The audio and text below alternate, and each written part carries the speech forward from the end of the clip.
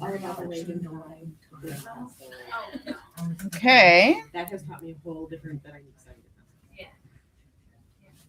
Yep. Okay. about. See if anybody else is in here.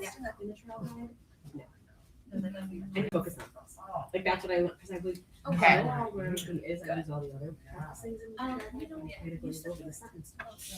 I might actually move this closer. It's not multiple.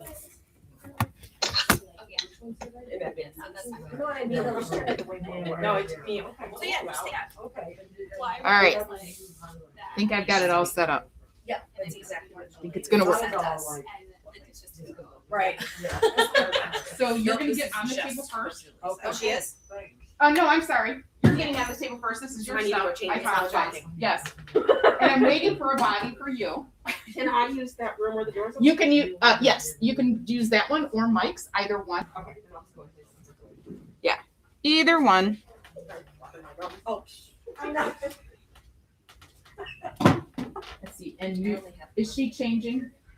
Yeah, I think Okay. so.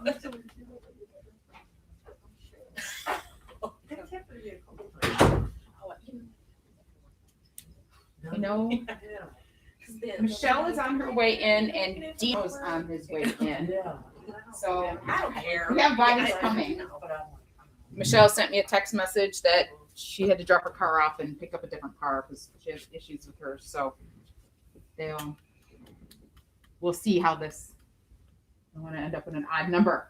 I know, Gar. Darn it. We'll see what happens. But so while we're waiting, what we're going to do is I'm going to do a massage at the same time that everybody else is doing a massage, but we're going to do, I mean, in essence, the same thing together. That doesn't mean you have to do exactly what I do, but kind of monkey see, monkey do helps with the thought process, although we're all going to feel something different as we're massaging. So I do kind of want to give a guideline, but then if you're like, "Ooh, I feel something here," and you decide to do something on that person in that particular spot, fantastic. So I am going to have you face down first, but you don't have to get on there. Because, and the same for you, Marta. Sorry, I keep walking back in front of all the video. Do you have a face cradle thing? That's Hey, not my stuff. I have Oh. a person on my table. Should they be face down as well? You mean right now or in general? In general, when we start.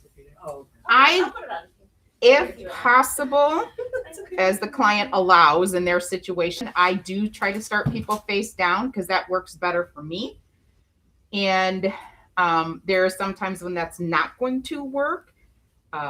So normally people are used to starting face up because they start with the head and the face.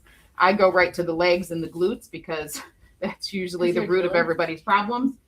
So I'll talk a little bit more about that as I go through, but it's whatever. I don't want anybody to have a particular routine that you feel like you have to do or has to do it this way. But if people are complaining of back discomfort, whether it's low back or upper back or shoulders, neck, I know then that I'm going to try to start them face down. And that's the vast majority of our clients. Might be a side lying. It could be a face up. It could be somebody that can't lay face down for whatever reason. So those are all variables. But if it's in general, you know, my back hurts, my shoulders hurt, thing, then I go face down. So Okay. it's not an always, but I don't have a. I mean, I guess you do develop some of the common things that you do, but not really a routine, so to speak. I'm not a big routine person. So, I'm like, wait, we lost the body. So, face, do you have something for the? Okay. Can you go see in Mike's room? I think by his warmer on top, he had some face cradle disposable things. Like paper things. Yes. So yeah, if you actually want to go face down, we can get you situated. Linda, if you want to get yourself situated, hopefully those paper things are in there. And then, Is it okay if I shut this one? I mean, she's gonna be face down, but That's me. That's it's you. I don't like bright I was light. trying not to have like the a gremlin. lights on, so I wanted to let in some sunshine just because we wanted Linda to glow. It worked. I'm gonna set my glasses down. It's just that if somebody came in, Well, why not? No, So- I'm just playing. I'm gonna try I am to. feeling really lucky right now. Winning. I'm gonna try to You're gonna go- rotate this Wait, without. Julie, you're doing a full body massage? Yeah. Winning. Oh, you know what? I have this if you need to get my wrist anyway. Okay. Steal it off my wrist at any point. That's awesome. I can't wait to see this, though. I'm excited. It's been a little while. I think we did it way back in the spring. We did it with Stephanie. Oh yeah, so that was like June, maybe? Yeah, so that's when I was gone. Oh my God. all right. Who's, for oh my this- God, is it Crystal? Yeah. Did And for you get the video? The video from June? Yeah. Oh no, you were having problems with the connection then. That's what that was. Yeah. So I did put bolsters on everybody's table so that you can have that. Yep, there you go. We'll pretend that each client said that yes, they have a need for it. Just because that's the most common thing, you know. But I will. Are we missing somebody else? No, it was on there. So my little spiel about bolsters is I know that most people are used to having them during a massage. So that could be part of what you end up doing. Be like, well, yeah, I always have one. And so fine, then you just use it. If I'm starting my clients face down and I don't put it on the table already. And so they're laying face down. I come into the room. I ask them if they're comfortable. How does the face cradle feel is usually what I start with. I want to have equal pressure between their forehead and their cheeks. So start with that and then adjust the face cradle. So is it equal pressure, forehead and cheeks? Yep. And I also tell people that if they need to turn their head to the side because they get tired of the pressure on their face, that's completely fine. Then I'm an untucker. So I will go around and make sure that nothing is tucked underneath them because sometimes they get wrapped up like little cocoons while they're in there. And then I'll ask them if they're having any discomfort or anything in their back that's talking to them without the bolster. And if they say, no, I feel pretty good, then I'm like, great, because I don't want to use it anyway. So if they say, yeah, I have I feel something, then I go two different ways with that. I say, okay, I am going to be moving your legs as we proceed. So if you can just hang out for just a moment, I'm going to adjust your legs and we'll see if that takes your discomfort away. If it's somebody that is like, no, I just need it, I just need that, it hurts my back too much, then I put it in and it's fine. So it's not that I try to discourage the use of it, but I don't want us to just automatically do it because it's like a thing. Most places, that's what you'll be used to because they're like, yeah, we put them on the bed, we make the bed with it, and we always start them face up. I'm not saying that that's bad or wrong, but I try to get away from a routine because I'm here to assess this person right now, what their situation is. So I try that. The same for when we roll over. I don't automatically put the bolster under there. Even if they needed it when they were face down, doesn't mean that they need it when they're face up. I also am going to be moving their legs around. So I try to say, if you can just hang out for a moment, let's see if we can make that better. But if you need to use it, use it. There is different size bolsters. I tried to pick the ones for us today that were all the same size, but there is bigger ones. There is shorter ones. Sometimes you have to use a bolster when your client is very tall and their legs are going to be like hanging off.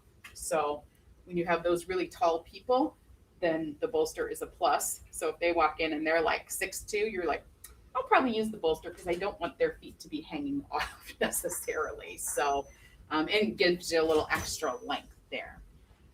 There is, hello, come on in. You have a first table is where you're gonna be at.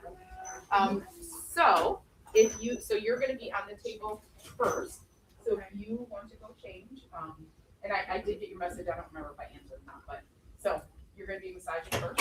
We're kind of, it's bad to say it's a monkey see, monkey do, but that's kind of the thought process. So yay, you're ready to work. Okay. Do you need help adjusting? Excuse me. Bless you. I think it will be okay. So when you guys came in, I tried to look at height and table height. I don't know if you guys at home can see, but I want my table lower than what I think it should be because I still want to accommodate the size of the person on my table, but I also want to use my body weight. And if it's high or as high as what it says it should be in the book, it's too high for me. So that's just my guideline. Wherever I think it needs to be, I go down. I also have an adjustable bed, so I know I can take it up and take it down. Because when I'm working on the legs, I want it higher. And then when I'm working on the back, I want it lower. So I don't have that ability. So you are adjusting your bed as you're massaging. Oh yeah, all the time. It's so nice. My coworkers have the head of the table down one notch compared to the foot. I've been on tables like that. What I don't like is it makes the blood be there a little bit more. So sometimes people get a little bit of a pounding sensation in their head because just like if I was to hang upside down for a while, eventually it's going to do that. It's a thought, but it's not going to work for I everybody. haven't done it, but Yeah. I've noticed because we're kind of bouncing around between people's rooms with the whole 15 minutes between patients thing. Yeah. And I noticed it. I noticed two of them were like that. Yeah. I mean, it's something, it's Nice to see you. I don't love that idea. So I'm going to work through, we're still waiting on her to come to the table, but so I'm going to work through a typical massage. And I know there is no typical massage, but I want to give us like the timing, different techniques, get you used to using your forearm versus your hand. So I have no idea what I'm going to do. I'm just throwing it out there. But I don't know what I'm going to do on any person. I mean, I have a good idea that I'm going to work with the hamstrings, the glutes, the pecs. Okay, great. But I don't know particularly what technique is going to fall out of me or what type of pressure I'm going to use because that just depends on the client. So it's really hard to, it's hard to give like, here's what we're going to do thing. So, all right. And if you do need, you got it. Okay. I'll figure it out. Yeah. It's a whole process. It's a whole process. And then when she does lay down, if you go ahead and want to put the bolster in, I have one down there. Just so we're all, that's probably going to be better. Oh, yeah. Yeah, there we go. The disposable face cradle covers are great. I put one actually on my table. I put it on it and then I put my cover, what I'm putting on top. But I also use a towel. It's like a microfiber towel that I've cut so that it fits. And then I use that to cover their eyes and put the eye pillow on. So I still sanitize the eye pillow, but it's not actually touching them. But then that way it's like their face was on that and then I put it right back on their face. Most people, hang on. I thought that just popped up that somebody was in there. Most people like to have an eye covering. It helps keep them zoned out. And the weighted one I really like. I usually put a little bit of eucalyptus on it too, so that they get a little clearing of their nasal passages after they've been face down for a while. So just gives it a little smell. Occasionally I'll have maybe 1 or 2 a year. I'll have somebody say like, I'm not a lover of the eucalyptus, but usually it's such a light smell. But I tried lavender. And everybody has their own thought process about lavender. And when they hear you say lavender, they're like, oh, I hate it because they're so used to having like an artificial lavender. So I kind of step away from the lavender because there's, oh, I know, it's supposed to relax me, but I don't really like it. I'm like, okay, no conversation. We don't, So I feel like eucalyptus eucalyptus is more kind of medicinal. it's Smelling. just nice, and I don't overdose it, but that way just a few drops of that. All right, I think we've got everybody on the table. My lotion. Michelle, you might want to move your It's gonna be cold. bags, or just because I don't want you to like kick the. Okay. I was gonna say kick the can, but it's not really a can. All right, one last view of there. One last view there. All right. So I use a coconut oil. I think I've told you guys that in the past. I do use lotion as well, but my favorite is coconut oil just because it seems to glide really nice and it doesn't leave people feeling sticky. There's lots of different types of oils. I was going to bring my combo one that I make, which is it's a coconut oil gel and coconut oil liquefied, and I kind of combine that together, but I forgot to grab that one this morning, so I don't have that. So we're just starting. I want you to, so we're all going to start on the same leg, but again, you don't have to do exactly what I do, but I just want to do like a timing type thought process. So we're all going to start on the client's right leg. So I'm just going to uncover it. There's lots of different ways that you can drape. Some people do a diaper drape, which we'll practice that. So, and my hands are going to seem really cold, Linda, so I apologize. So you're going to put your hand underneath their leg somewhere. It could be their lower leg. It could be their upper leg. You're going to lift up, and then you're going to pull the sheet or whatever they're covering with underneath their leg. So the hamstring area is covered, and they're also laying on it. So it's a diaper drape. It just helps so that there's no view of anything. And you can also take the top part up if you need to. Some people expose glutes, some people do not. I personally do not. That's just my choice. But I know you want to be comfortable doing that, or I want you to practice that, I should say. So the part that's on top, I want you to lift it up a little bit, tuck it underneath towards the ASIS area. And then you might notice that their hand is right there. Maybe. I can't see everybody's. So then I take Sorry, are you recording this? I am, but on a different camera. I apologize for interrupting. Yeah, no, thank you. So I'm going to take the arm and I'm going to hang it off, mostly because I don't want it in the way, but also it's going to prepare for a light stretch that I'm going to do. So just take the arm and just hang it off. So I just reach underneath and yep. Oh, okay. That feels secure. Does it? Yeah. Just because most people, they have it right there. Some people, when you put it alongside, they'll take it and hang it off the top because they're like, ooh, actually that feels really good. Great. I don't care. Just let them do whatever they want.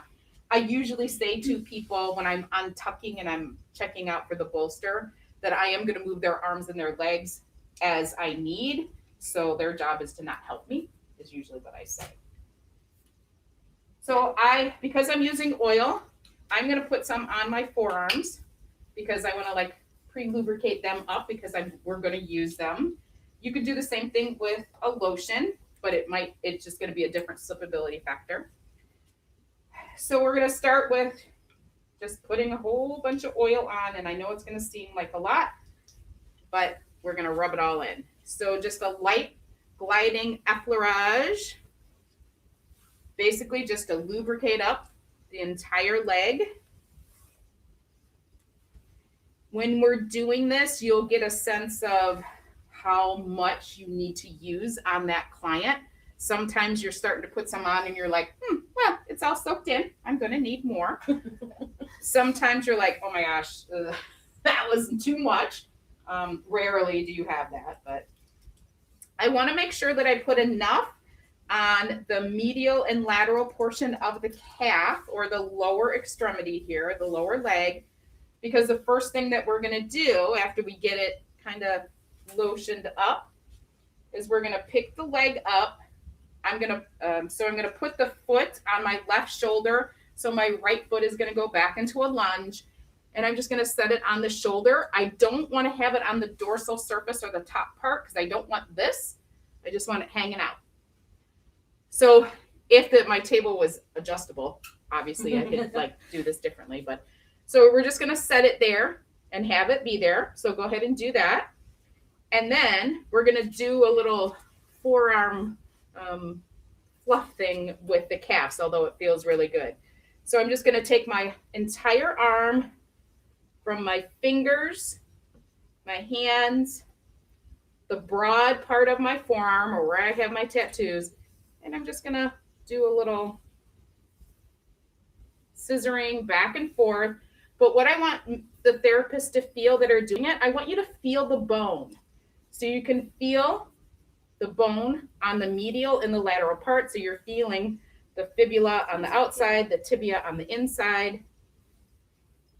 And the thoughts that I want you guys to have is I want to pull the muscle off the bone. So it's enough pressure that you feel that happening.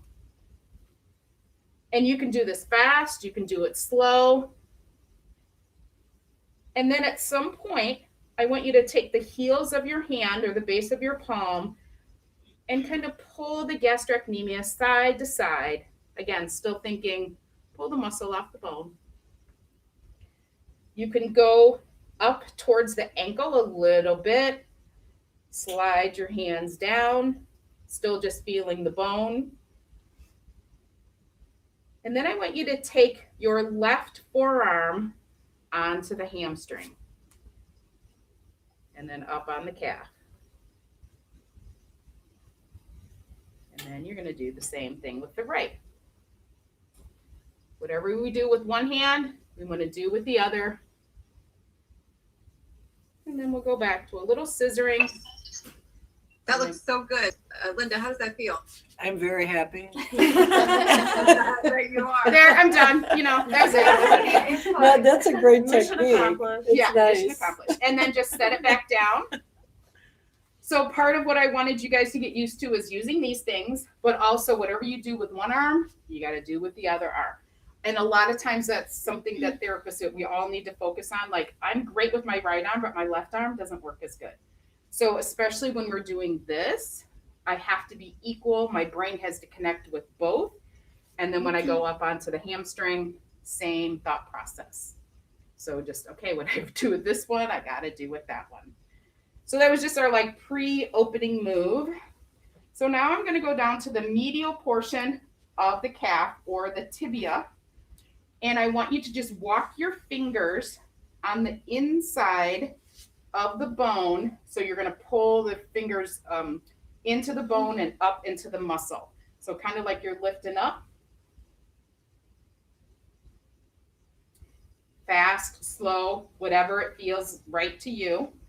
You're going to go down to the ankle and then back up to where you feel the top of the tibia. And I usually go up and down a couple times. I'm actually doing something even though it's light work because I'm pulling that muscle off the bone.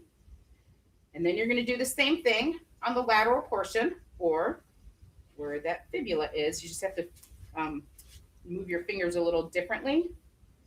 So I feel the bone and I'm just pushing the muscle off the bone. Just, it's light fingertip work. Doesn't have to be real heavy. But what you formed is how much their gastrocnemius and soleus move. So you can just get that sense of, yeah, you know, how it feels. Then we're going to go to our left forearm and I'm going to divide my leg into thirds. So I want to think center and then medial, lateral, center, left, right, whatever you want to do. And I want to use the tattoo side or the broad part of my forearm. I'm going to slowly go up towards the back of the knee. You can go on the back of the knee, just lighten your pressure a little bit, and then continue all the way up slowly, still that broad part of your forearm, all the way up to the ischial tuberosity or to that gluteal fold. And then slowly come back down, lighten your pressure on the back of the knee. Come back. Switch your forearms, same thing, stay in the center, broad part. Make sure your wrist and your hands are relaxed. Lighten over the back of the knee. I'm still lunging. My back foot is lifting up to give my little excursion, and then I'm coming back down. Now I'm going to go on the medial side with my left forearm, but it's going to be more my ulna bone because it's just a little bit different angle. So the same thought, just gliding up, lightening on the knee. You can add more pressure into the hamstring because it's a little juicier. Hello. When we get up to the ischial tuberosity, I want you to turn your palm facing down, add a little bit of pressure, and then bring your body up over right where your forearm is. So we're holding static pressure. Relax your fingers. So you just want you're just hanging out. Then you're going to ease your body back as you start to bring your forearm back down. Lighten up on the back of the knee. I was sorry, forgot medial. Forgot my thought process. Down to the medial, lighten the back of the knee, and medial on the lower leg. Then your right arm is going to do the same thing on the outside. So your thumb is going to be facing you because now it's really like bone to bone. Lighten up on the knee. As we go into the hamstring area, you are on vastus lateralis, so you might feel like little crunchies in there just because of the iliotibial tract. As you get up towards that ischial tuberosity, thumb facing up, bring your upper body over. You should feel the outer part of the femur, and if you push your elbow up, you can find the greater trochanter. And you can I'm doing like a little back and forth right there. And then to stay on task, we'll come back down that outside, lighten on the back of the leg, down to the lower leg. Then I'm just going to do some light strokes to be like, okay, just smoothing out what I did. When we come down to the ankle, we're going to lift the foot back up. We're going to move the knee towards me and then lay their foot down somewhere. So sometimes people's legs stay, sometimes they come back out. So in this case, she's like, if I let go of it, it stays there, but sometimes it doesn't. So you're going to have to keep a hand on it. Like as soon as you it comes back out. It's not necessarily a flexibility thing. It's just the position of it. Sometimes they'll hook their foot on their other lower leg. Fine, whatever. We just want to get like a figure 4 thought process because we want to do what I call a butterfly position. So I'm going to have the heels of my hands together because I'm going to feel hamstring at the same time as quads. So we're just going to separate that. And again, I want you to think of the thirds. So I'm going to start right above the back of the knee, pressing down with the heel of my hands, keeping downward pressure and just kind of rolling my hands out. And then scoot up a little bit more, do the same thing. So you should feel the hamstrings and the quads as they go through your hands. Julie? Yeah. Should I be worried that her hip came up? No, that's just a flexibility. It's okay? Okay. Yeah, it's fine. So what Nicole asks is sometimes when you do this, people's hips really pop up. As long as she's not like, oh, then it's fine.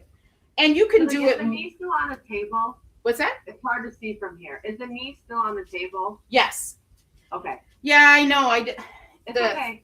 The recording is getting a little, but you can't really see her knee here. But yeah, it's just bent, but it's still on the table. So some options, if for some reason you didn't want to use your hands here, because I'm going to do the same thing on the lower leg, but sometimes, it could be a really juicy leg and you're like, whoo, my hands just aren't enough. You can use your forearm or actually your tricep. So this is one area where we can use our tricep. I can't tell you which tricep you're going to have to use because you have to figure out which one's going to work there the best. So for me, I'm going to use my right tricep. I'm going to just slide on the hamstring up towards her ischial tuberosity and back down.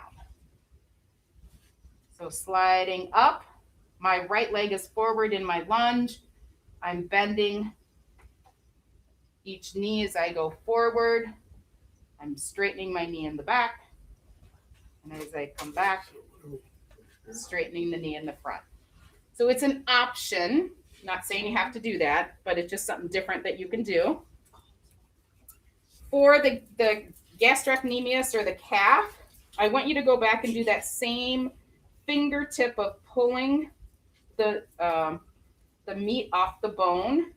So you're feeling the fibula bone on the lower leg on the outside and just pushing it over, down, over, off. And then reach your fingers underneath to the medial side or the tibia. Lift up. Just don't do it too much that your leg falls off wherever it is. But just a different angle.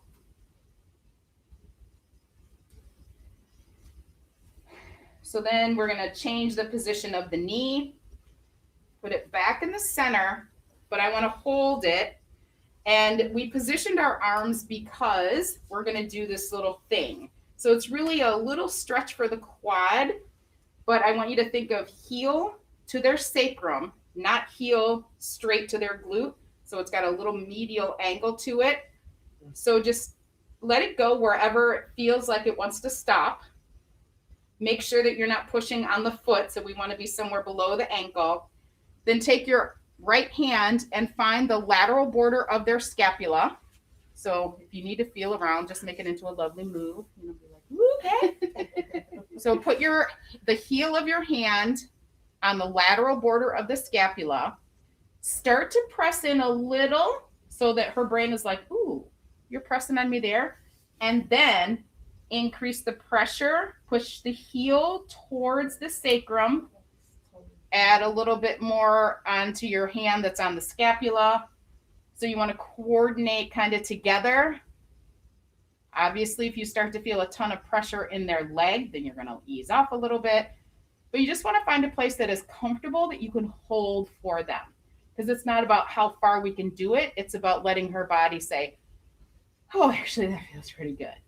So I don't want to make it extreme, but I want to make it enough that they can feel it. Yeah. So are you feeling it in the? Want more pressure on her, yes. What's that? Is that just the Light? quad she's feeling it in, or where? I don't know. Where did you feel it? Quads, Quads. and the lateral border, which feels really good. Yeah. So you should feel it in both.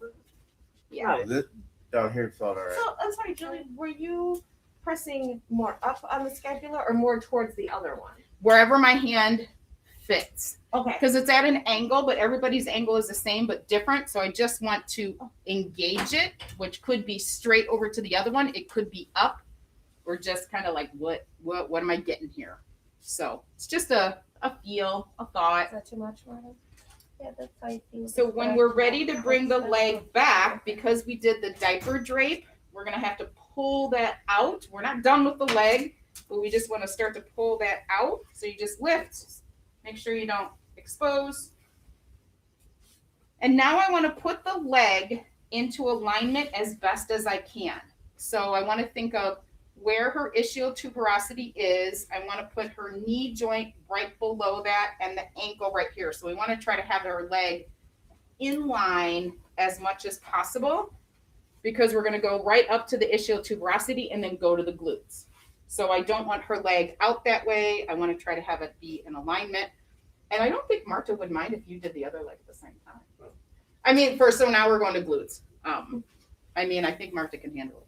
Or if you want to do, I don't care. You can do this. You can do Linda too. I know she would absolutely hate it. Yeah. But I think she'd take one for the team. Said Linda never. So whichever. I'll stay with her. All Sorry, right. Linda.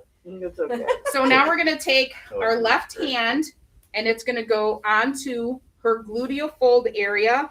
But I need you to look at your feet. I want you to have your right foot forward, your left foot back. We're not in a lunge, so to speak, yet, but we're gonna go to that. So we're just like getting ready. So when you do this, I don't want your body like twisted this way. I want to be like, okay, I'm square, as straight as I can be. I want you to put the heel of your hand in her gluteal fold area because it fits right there. Then you're going to take your left foot, step it back a little bit. As you start to press in, so we're going to look for their bone or feel the bone, you're going to find it and then lower your forearm. So now my elbow is like in her back of her knee. And if your lunge needs to be a little bit lower, then you got to take it back. So just depends on your table height, the client, the whole bit. So you should be pushing up towards her shoulder with the heel of your hand into her bone or feeling that sit bone or that ischial tuberosity. It should be hard. It's a bone. And we're just going to hold there, press up. Again, if your elbow is lowered, it shouldn't be hurting your wrist. And you just hold this for like, I don't know. It feels good. I don't know. There's no magic number. Then keep your hand here, but you're going to lighten it and just go up over the bone to get into the gluteus maximus. Sorry. Okay. So I want you to then go back, feel the bone, and then feel glute. So make sure that you can feel the definition of the difference. And then once you feel that you're in gluteus maximus, now you're going to take your other hand, put thumb next to thumb, which is going to position your hand more on the outside of the glute.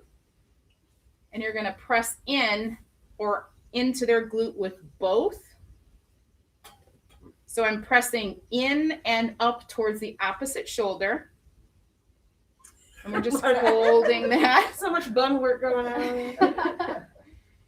And then I'm going to start to alternate right where my hands are. So I'm going to push in with my left, let up with my right. So it's kind of a kneading with the heel of my hands. What? Is it awful? No, it's good. I like it. She moved her head. I wasn't. I was wanting to look. Oh, it went. Yeah. Yeah, it's really nice. So as you're doing the kneading, note the bones that you're feeling and make sure you're working around the bone. So you shouldn't be pressing on any bone. So everybody's architecture is the same, but a little bit different. Because then we're going to take our hands and we're going to scoot them like up a little bit more and do the same kneading. You should feel with your left hand, their sacrum. With your right hand, you're feeling like the iliac crest area. You can really dive in with your right hand more because there's that whole fossa is there. Your left hand is hitting their sacrum, but you can work around it. Take your fingers on your left hand and press down into the border of the sacrum and then up with your hand. So then you can add your fingers. So now it's like a different alternating kneading. I'm pushing in with my fingers, up with the heel of my hands. That's nice.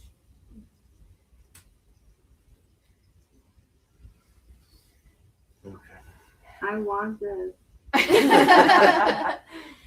So what you're also creating with your hands is where we can put our forearm, because now you've got a good sense of just the layout of their bony structure.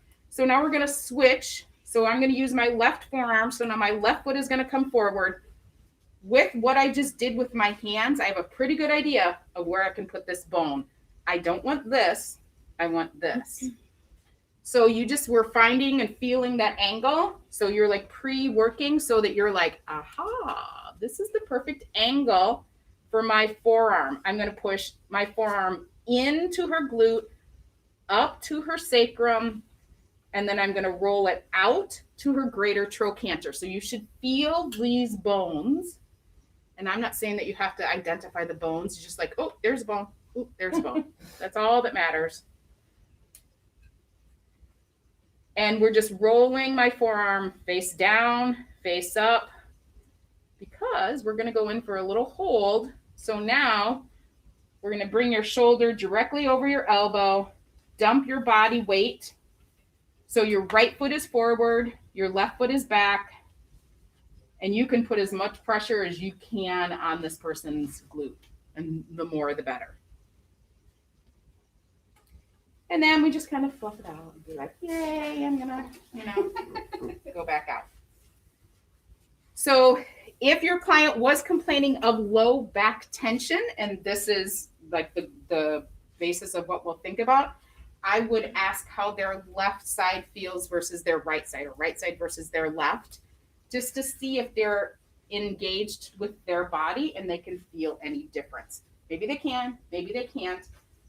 But if I ask my client that and they're like, no, feels the same, either maybe what I did wasn't effective, or maybe they're not in touch with how their body feels. Could be both ways, but that also is laying the groundwork for how they're going to feel when they get off my table. If they didn't feel anything different, then I need to self-evaluate and go like, okay, did I do something that maybe I could have done more or less, or they just don't know about their body, which a lot of times is where we're at.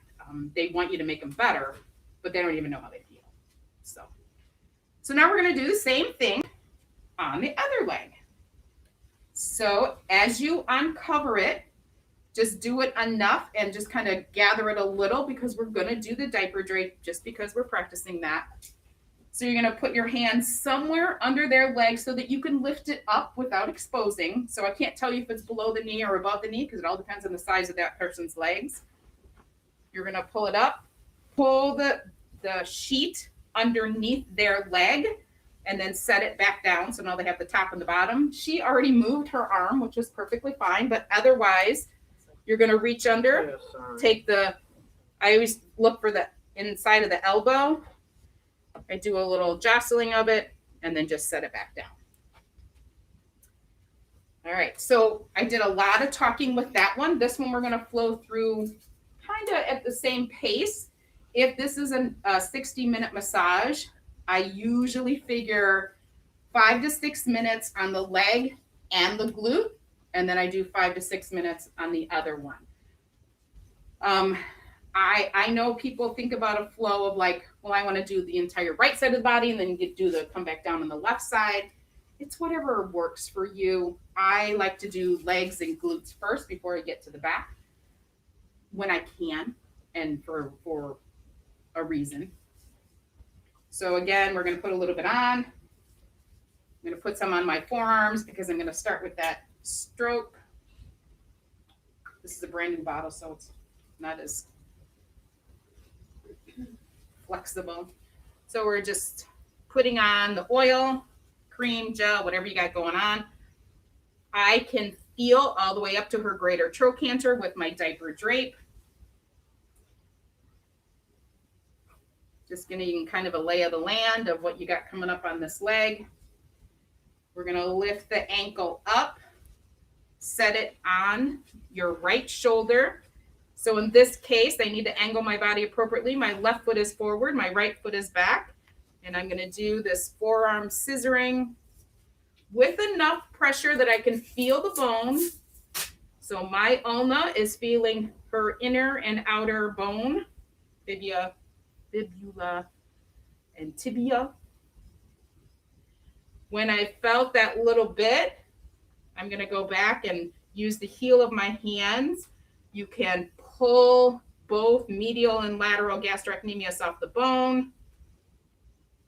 You can just judge the tension there. Some people tell you that they have, oh, my calves are so tight. So you can work with that.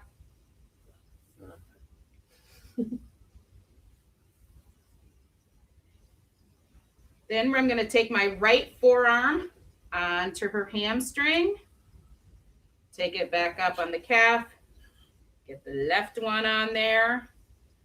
Your brain should be feeling which forearm is going to fit really good in there. Depends on the angle, depends on the muscle, all that stuff. And then we're just going to set that back down. If you need to add more of your lubricant, then this is the time to do that.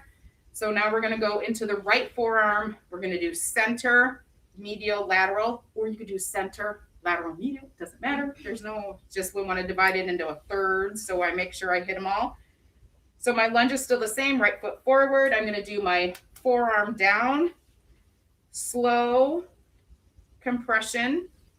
It is effleurage and compression at the same time.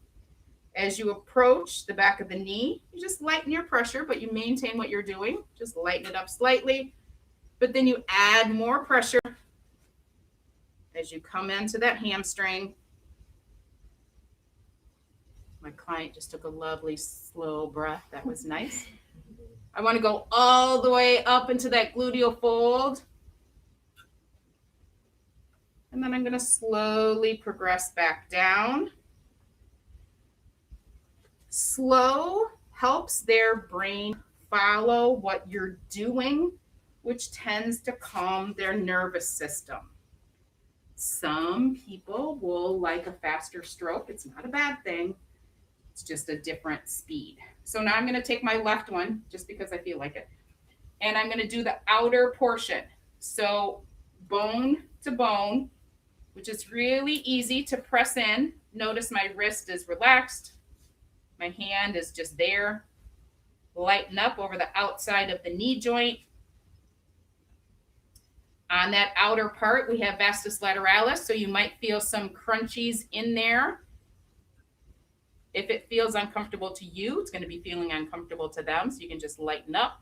Get all the way up to that greater trochanter. You can do a little circle around with your forearm on greater trochanter. And then just start to slide slowly, effleurage, gliding back. Lighten that knee. Make sure you're feeling the lower leg bone on the outside. And then my right forearm on the bone. It's going to go to the inside, medial portion. It doesn't take much pressure to feel the bone. Lighten up on the knee. So now as we get into the adductor or the inner groin area, you can add some lovely pressure. So you might need to adjust so that now my upper body is over my forearm, because I can really add as much as I can give here. Oops, my foot just slipped. When I get all the way to the top, just gonna hold, have my body up over there. You can do a little push up to the ischial tuberosity, little pull back down. And then stay on the medial side, start to come back down slowly. Adjusting your lunge kind of backwards. Then I'm going to take my hands over it, just kind of fluff it out, because now I'm going to lift it. Pull the knee out, set the foot down. So now we're in that figure 4 angle. I'm gonna add just a little I think we should do both of our legs. Maybe. So this is where we're gonna do that butterfly compression. So you can see potentially, look, the sunlight is helping. I can see the difference between the quad and the hamstring. So that helps me know where I want to put my hands. So I'm just doing a pull off. Should really feel the definition differences between the hamstrings and the quads here. Linda, what does that feel like? The pressure is great. I could Are we feel. supposed to do figure 4 there? I'm sorry? Are we supposed to do a figure 4 there? It is. A Oh, frog leg or I- figure 4. Yeah, I know, it's so mesmerizing. It's something like while you do this and you have the angelic, body to work on, so it's the whole thing. Yeah. Oh my god. So sweet. You have more confidence now that you did it the first time? So now in the figure 4 or the frog, I'm gonna take my fingertips Well, it feels easier. back down to the lower leg, Leopard. just pushing the muscle off the bone. Thank you. On the fibula, the lower leg bone, on the outside, You then I'm wouldn't gonna be do the familiar with same it, thing on the inside. Totally tell the difference.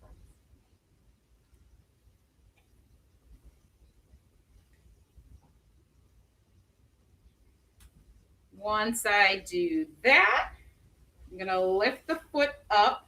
So we have to prepare the leg for doing that stretch thing into the glutes. So I'm gonna hold towards the ankle, gonna undiaper drape,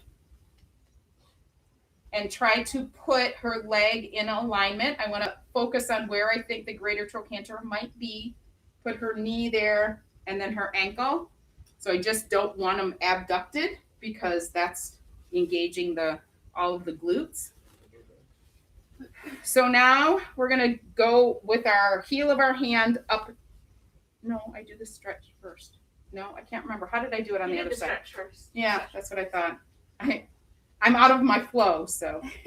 So this is where we want to focus on heel to sacrum, and then my other hand is going to go up to the lateral border of her scapula.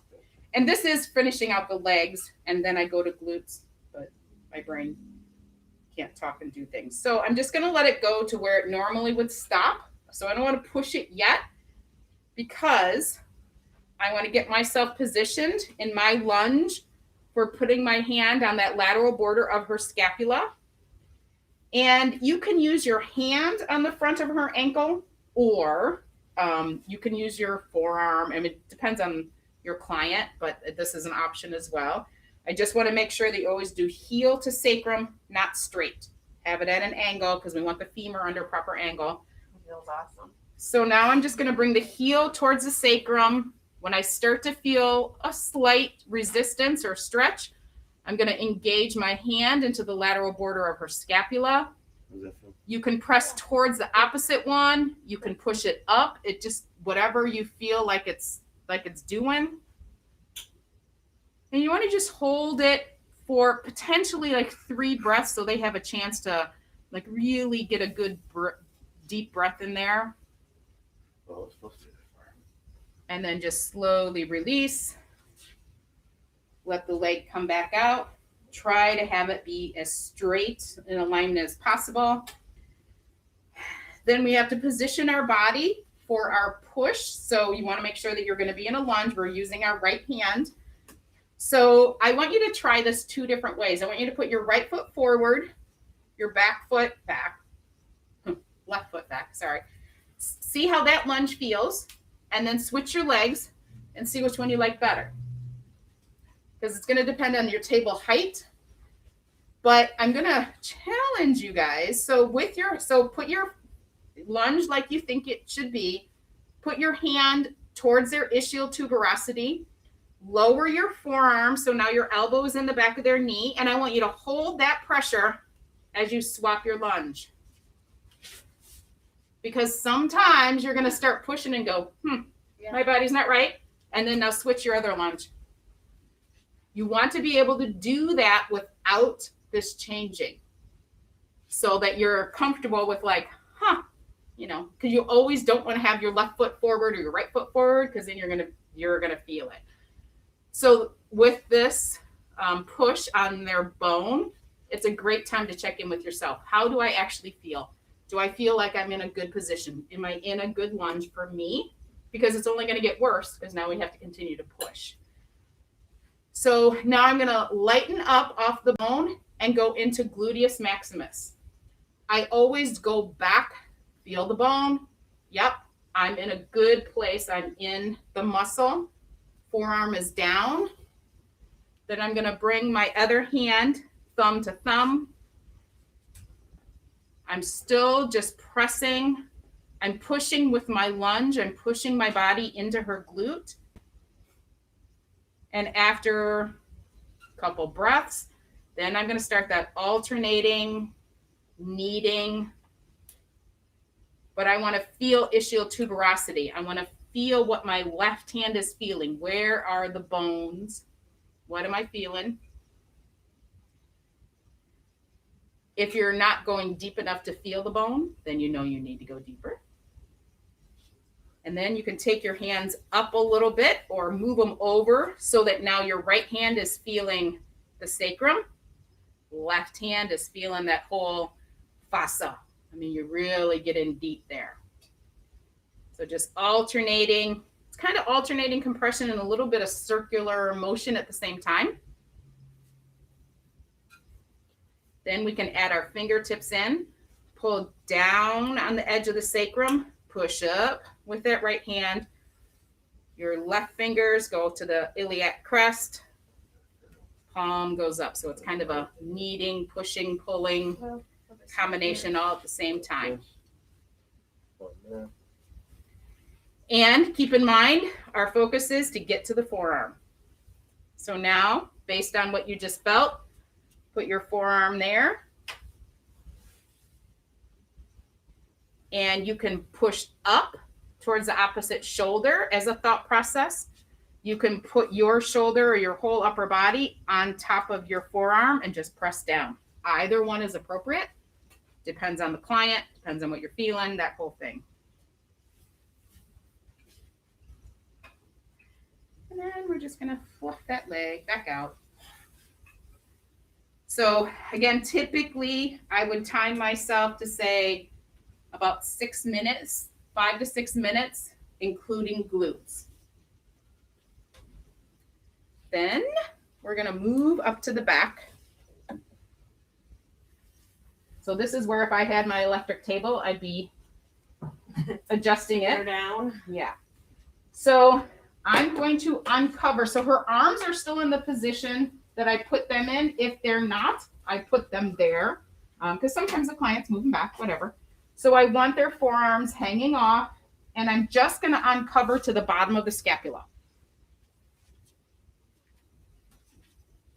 I'm going to move her hair up a little bit.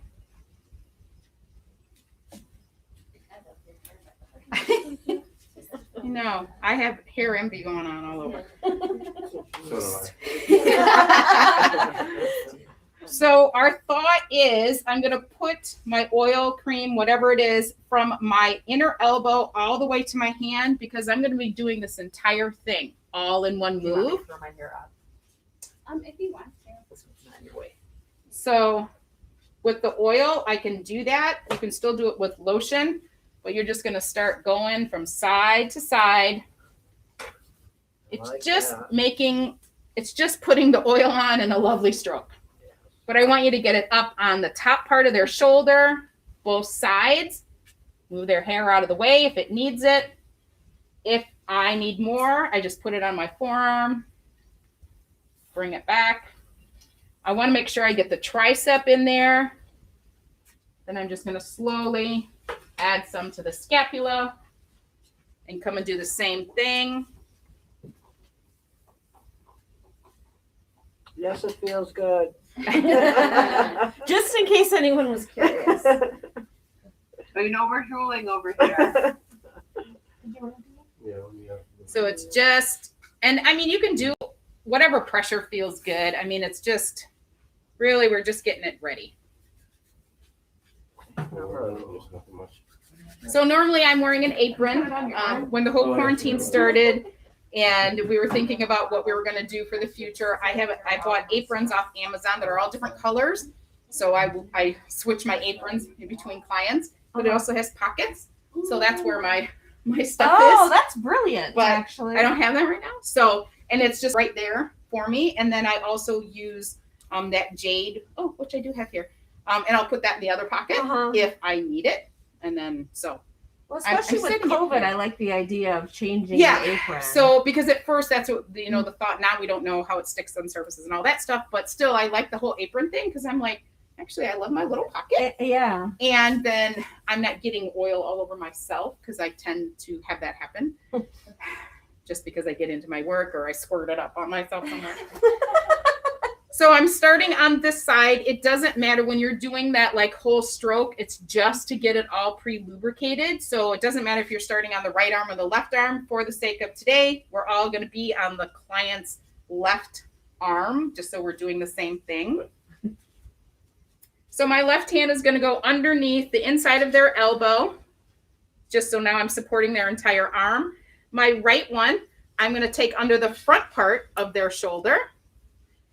And I'm just going to lift the shoulder, lift the elbow, lift the shoulder, lift the elbow to see if it moves easily, because my next position is to move that whole thing and hang it off the front.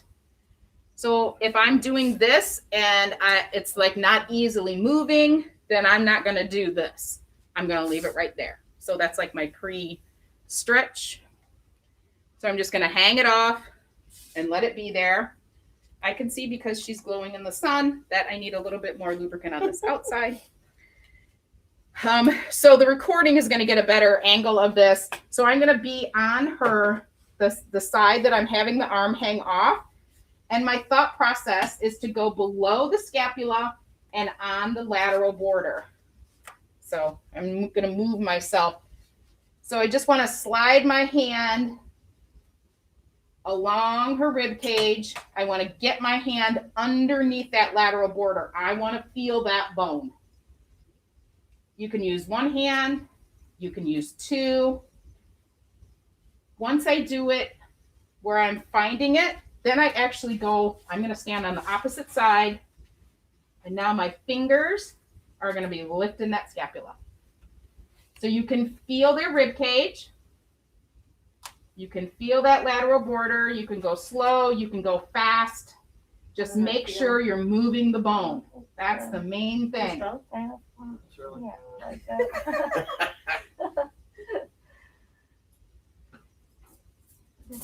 One spot is like Go down to the bottom of the scapula. Yeah. Get the rib cage. Something over Pull all the way up. there. Yeah, it hurts. Maybe I'll spend a little time there. And then we're just going to fluff out to come back to that same side. Sometimes I leave the client's arm here. Sometimes I put it back. It all depends on what I felt. In this case, I'm going to leave her arm hanging off because it moved very easily. So I'm just going to leave it there. But if you needed to put it back, you could. So now I'm going to do the same thing. You want to do this? Yeah, sure. I'm going to take my left hand, put it underneath the front of her shoulder. My right hand is on the inside of her elbow. I'm lifting, alternating, just seeing how easy it moves. And then that'll tell me if I can hang it off. They're not going to be there forever, but you might get one side that hangs off and the other side is like, no, and it's okay. Yep, I'm going to add a little bit more. Again, the sunshine, she's glistening. So on the same side, I'm going to stand on the same side first. I'm just going to slide my hands up and down, find that lateral border, put enough pressure I can feel her ribs. I'm going to get underneath that lateral border, just feel the bone. And then when I feel like it's right, I'm going to go to the opposite side with my body. Because now I'm just using my fingers to lift up because it's super easy. I'm on the other side. You can go down to the rib cage, pull up slow. Yeah, that one. Only that one side. No, it's like hers, no. Feels awesome. I'm like, oh, I can just feel it like through you know? Like, I'm like, oh yeah, lift that up. Yeah. It's kind of like when you put a new bra on, it just lifts. Yeah. Dino can Yeah, really Dino can appreciate that, right? So once I get done with both, and I'm going to try to move the camera here a little bit for the class. Just got to move around the skeleton. Oh, you know what, guys? Why didn't you remind me to do that view thing? Darn it. Hang on. What do you think? To put it so that, It's bigger? yep. It's like, Whew, it's hot in here again. how do I? That's the one I wanted. Darn it. Sorry, guys. I completely forgot about that. So now both arms are hanging off. I've worked both outsides of the scapula. And now I'm going to make that into a lovely move at the same time. So now my butt's in that one. Oh, well. So I'm standing directly in front of her head. I don't have to worry about how long because I'm not getting all the way down to her back. I'm still just sticking on this. Oh, I see. You took the fan on too. Yeah. So I'm going to put my hands on the outside of the lateral border of her rib cage. I'm going to move her rib cage side to side. Is it too cool for you? Okay. And then I'm going to do that same movement all the way up, including her shoulder blades. So we want to make this so that her rib cage is moving side to side. Don't be afraid. You won't break them. Then I'm going to start to slide my hands up and down each side with as much pressure as what I had before. So I'm getting underneath that lateral border of the scapula. You can slide down the center, go to the outside. And because you did it that way, now we want to do it this way. So it doesn't matter if you come onto the right or left side of their body, just move to a side. And I want you to do the same thing. It's just different because your hands are in a different placement. Slide your hands up on their rib cage, up on that lateral border. You can come down the center. Just anything to just smooth all of that out. Then whatever side you're on, take their arm, bring it back to our original position. And then you're going to flip the hand up and lay it on the table. Okay. Then, for the sake of this, we're going to do the other side too. So stick your hand on the inside of their elbow, right where it bends. Other arm. Lift it up. Pause briefly. I bring my hand to the front side of their wrist and just set their both arms on. Sorry. What's that? I'll get there. Oh, because it's not oscillating, or No. oh, so it's not blowing right on her. Blasting her in the face. So for the sake of everybody being on the same thing, let's be on the client's left side.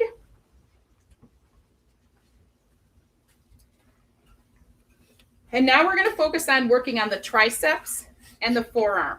So we did a little bit with the scapula when we had it in those different positions. We're going to move into this. So your draping is still just below the scapula. We don't even have the lower back exposed yet because we don't need it yet. I try to do it in sections so that I keep like, okay, I did everything I need to do here. Then I did this. Then I did this. Because I tend to zone out during the massage. I'm like so involved. And if I expose the whole back, then I'm like, wait, what did I do? Where am I? What did I do? So this helps me with that. So I'm standing towards her hand. I have my oil. I'm going to put it on the entire part of her arm because now their palm is facing up. I'm just adding some lubricant because wherever I add that lubricant, then I'm going to go in with my forearm. So I'm using my right forearm. I'm going to go up to the tricep. It's like I'm painting on, painting off. So I'm rotating, palm facing up, palm facing down. I can saw it in half like I'm cutting her arm. You can do it that way.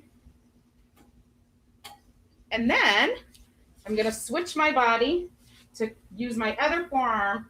I'm going to start at her elbow, my thumb facing up. And I'm going to slowly add compression to her forearm, which should make her fingers curl. And then just as slow, thumb facing up. I'm going to bring it back up. I was looking for the crow. So like going down and up is usually sufficient. And this is my arm work. And then I'm going to rotate my body and go back to the tricep with my other forearm. Julie, when you were going down, was thumb up? Yes, my thumb was facing up. You're on the ulna the whole time? Yep. Okay. So still same thing, on the up. I want you to come up to her armpit area. So your elbow is right along the border of her scapula. And then you're going to bring your forearm up and down. Press in enough that you're moving that scapula again. How's that?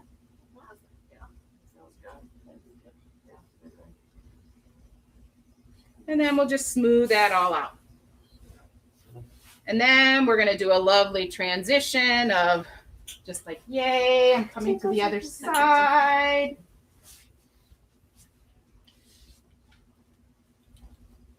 Adding that oil, just getting it all on their forearm, their tricep.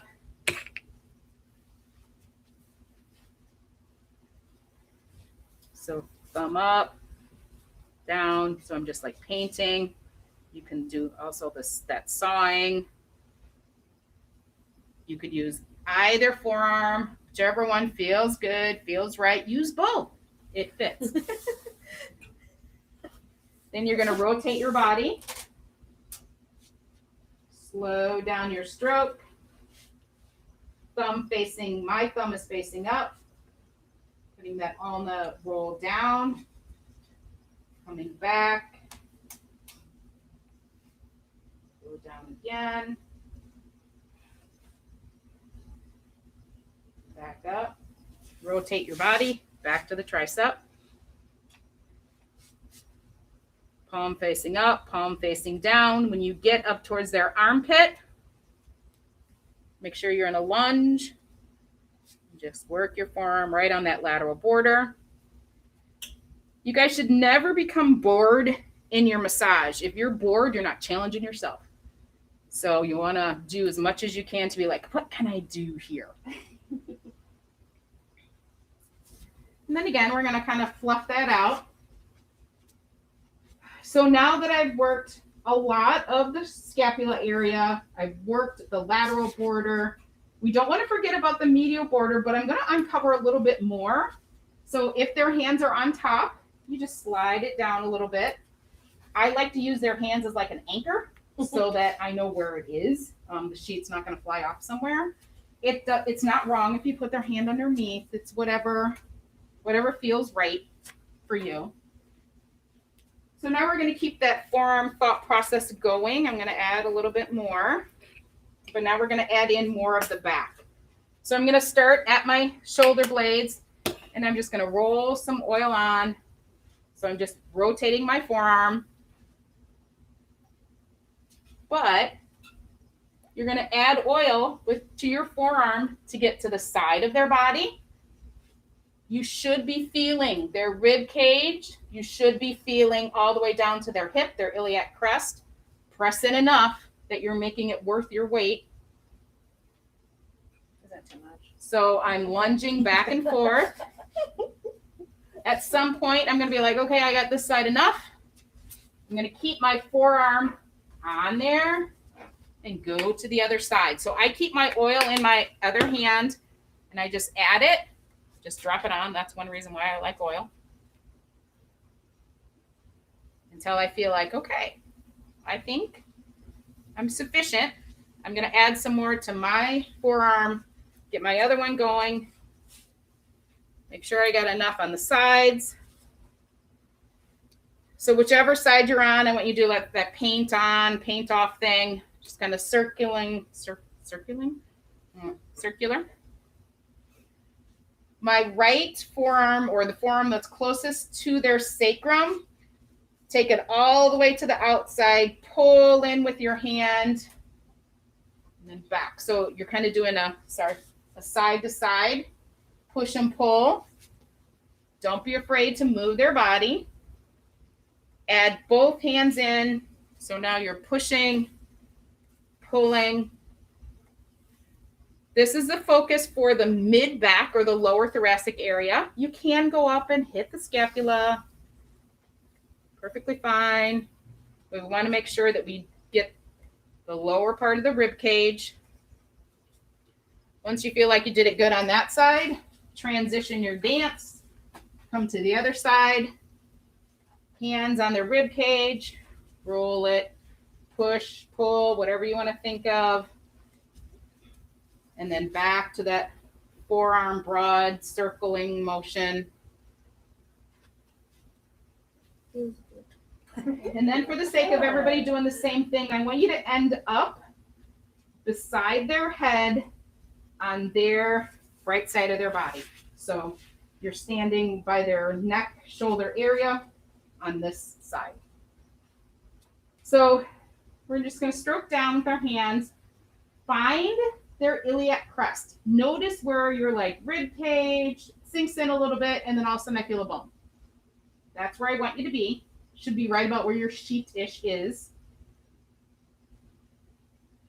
And you're doing that because we're going to do that same thing with our forearms. So our hands are tracing what we're going to do. So now I'm going to take my right forearm. My thumb is towards my abdomen. I'm going to slide down, thumb facing up, hook in that little mushy part, and then push on that bone. Push the bone towards their feet, and then pull your forearm back up. As as you're going up and down slowly, I want you to find the medial border of the scapula or the spine and the scapula, or just like that place that we all complain that's always so tight there. So find that with your forearm. Hang out there. If you want to put more pressure, adjust so that now your body's on top of your forearm. You can do a little painting action or thumb up, thumb out to the side. You can go back and forth like you're trying to saw it. You can get to your pointy elbow as long as you're not on the bone. You want to be in the juicy part. And just smooth that back out. Before we finish on this side, I want you to put both, so sorry, my butt's gonna be in your way. We're gonna put both forearms on our person's body, slide it down to the side, hook their sacrum and their iliac crest, kind of give them a little stretchy pull. And then we're gonna go over to the other side, transition our little dance. Come over here. Yep. Yep. So you can feel the scapula and you can feel the iliac crest. Yeah. Yep. Perfect. So now on this other side, I'm going to trace with my hands. I'm going to feel where the mushy part is right above her iliac crest. So the quadratus laborum area, but you just want to feel the difference between muscle and bone. I want to feel the tension in between the shoulder blades or between the spine and the shoulder blades, because I'm going to put my forearm there. So now my hand is towards my abdomen, pushing back down, rolling my forearm or hooking on that iliac crest to push it towards her feet. You dig into the mushy part on the bone, slide back up, feel right between that medial border. I'm rocking my lunge back and forth for my pressure. Sliding back down. Right. And then you want to hang out in that medial border area. This is where I can put my weight into it. I can do my pointy elbow. That's where it is. And then we're going to come to the side, put my forearms or my elbows towards the bed, do a little hooky lift. I don't know, whatever you call this. I think that's a good name. Would you lift? I like the Hooky lift. How does the hooky lift feel, Marta? And then I know you guys are used to doing the hello stroke like from the head. I like to do a reverse hello stroke. So come towards their sacrum and you're just going to like fluff the Christmas tree out. It's just opposite of different thought process. You can get all the way up to their shoulders. It's just kind of way of moving it out. I like this one too. It's a brain teaser for me. I'm going to do this on their back, but I have to think about it. So you're going to go to opposite shoulder and then swap. It's supposed to feel like there's 4 hands on them. Oh. Well, Mark has 4. Come on, let's do 8 hands. Yeah. Come on, Dino. And then we're going to put our hands back under the little sheet. And I try to hold on to the sheet and make it like a lovely stroke as I'm Oh, it up. too sneaky. sometimes it works, sometimes it doesn't. Some people go along and they do like a whole jostling thing, whatever, don't smack them and be like, we're done. No, because we're not done. Or roll over. So now we have Karen. yeah. So now we're going to go down and we have to take this bolster out. I'm an untucker, so make sure that they don't have anything tucked in.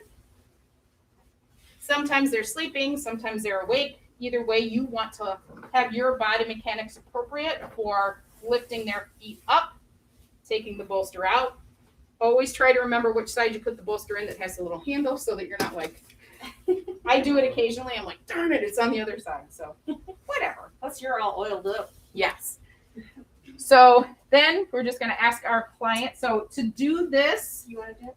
you want to put your thighs against the bed. I mean, don't like, you know, but like hold the sheet. I tell you, so I never noticed like how much you bump the table until you're on the table. So every time the therapist does this, you're like, okay, like stop it.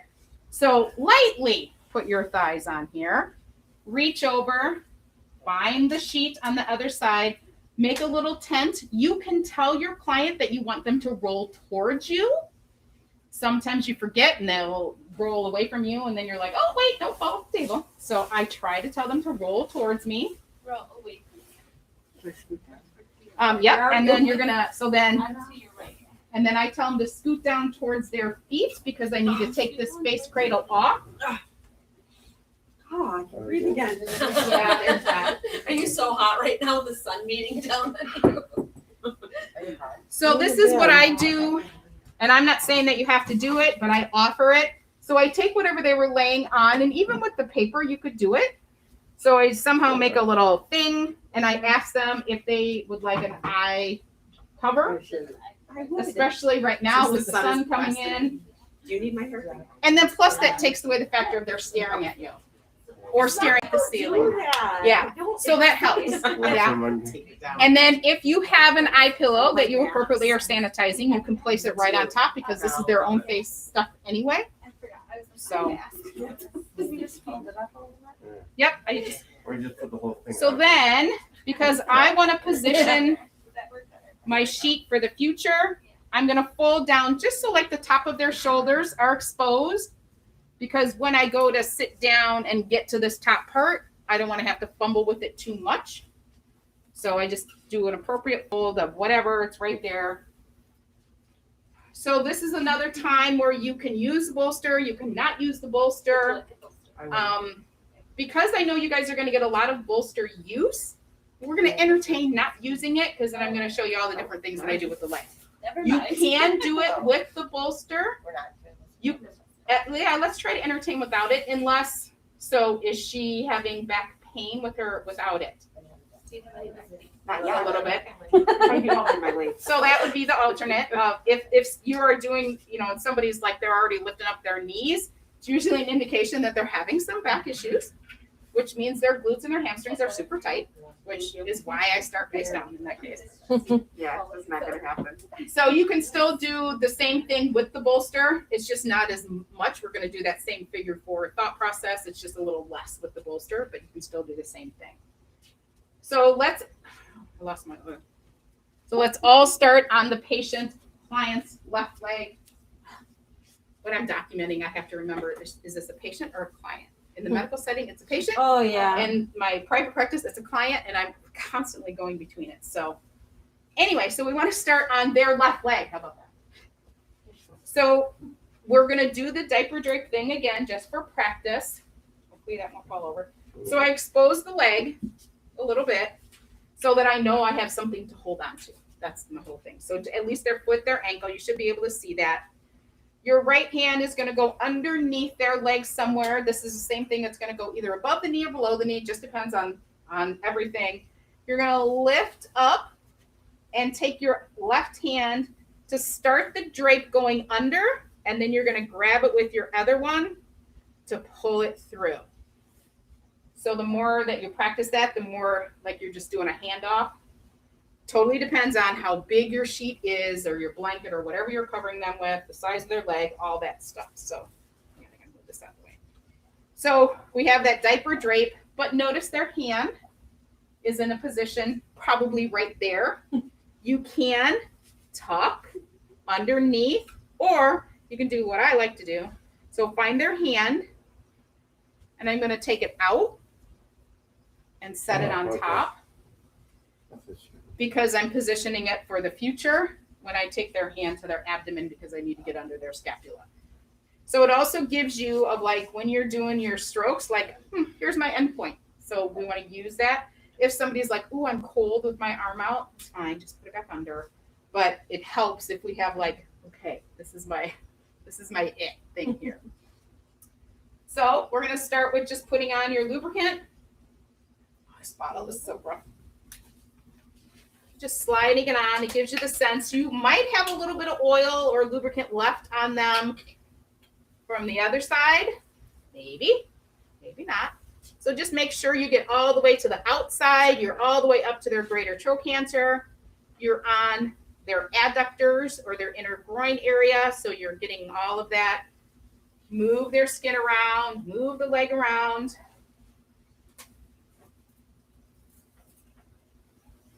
Yes, I purposely skipped the feet because I do the feet face up. Doesn't mean that you can't do it in the other position. That's just me. I do like to do it when they're bolstered like that. I feel like I can get my weight in there when they're turned over the other way. Oh, yeah. All right. So once you feel like you got it all good, and I'm going to try not to block everybody's view. So I want to have the same thought process of taking the muscle off the bone. So this is just a fingertip. We're going to go to the medial border of the tibia, or this inside part, which you should be able to feel their tibia bone really easy because it's right there, your shin.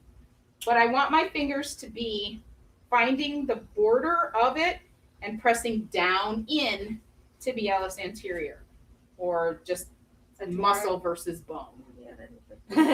So feel the border of the bone, push your fingers down in, and then just push your fingers towards the bed.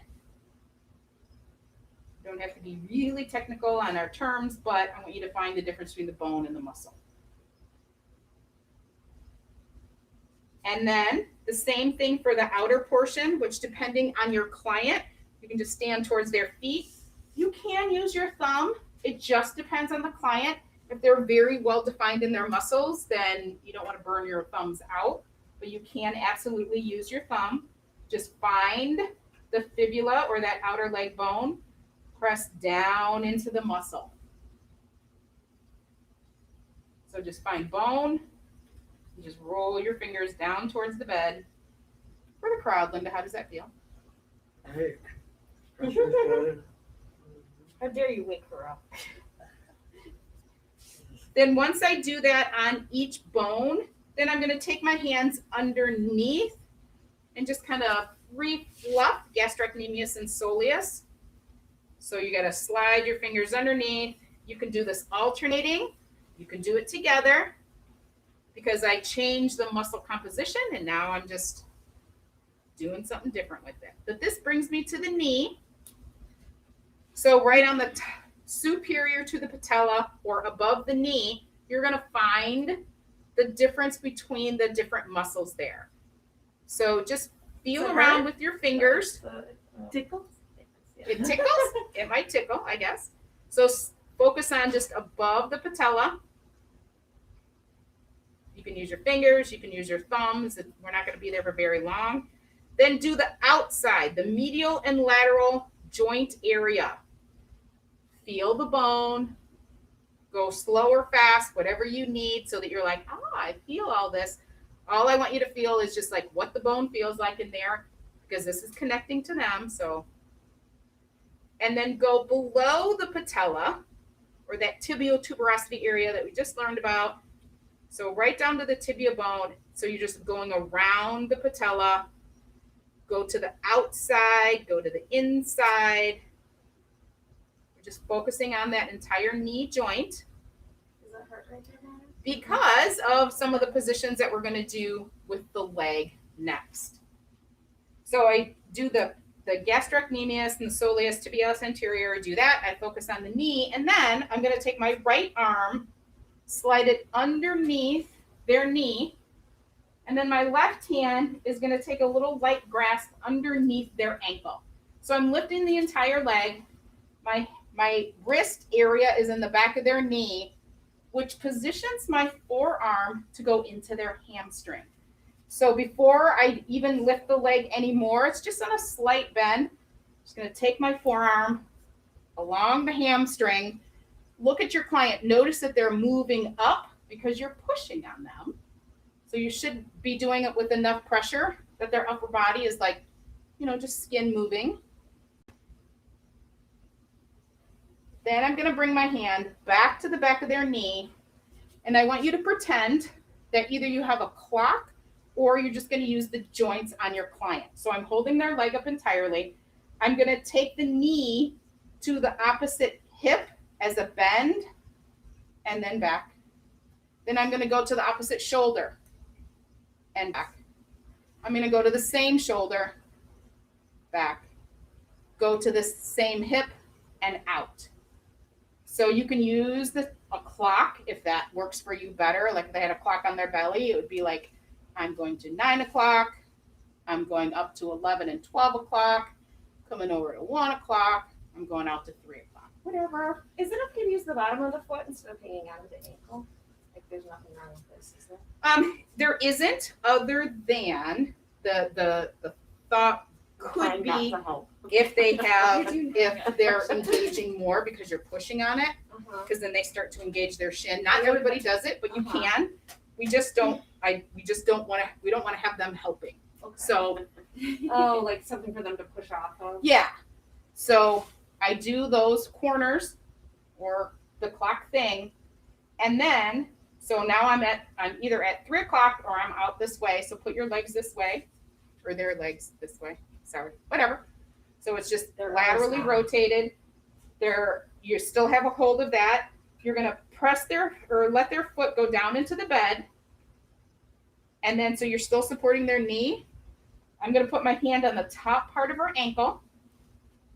And then I'm gonna rotate it over. So the leg is out, putting the foot down, pushing it over. If they're on a bolster, you can go. Yep. on a It can be on it or over it. It depends on the height of the bolster and it depends on the height, the leg, That's the your length of the okay. leg, whichever. But we want the knee going over the other leg. So it's for a reason. So it's not just straight up, it's over. I'm going to put my left hand on the outside of her knee area, but not right on the knee, more up on the femur. And then my right hand is going to guess where her greater trochanter is, which is this thing right here. And if you're not sure, then you just make it into a move to be like, here's the bone, right? So you can make everything into a lovely massage move. It's okay. And then find that bone. So this is where, for me, depends on your table height, I'm going to put my elbow into my hip. This is an anchor.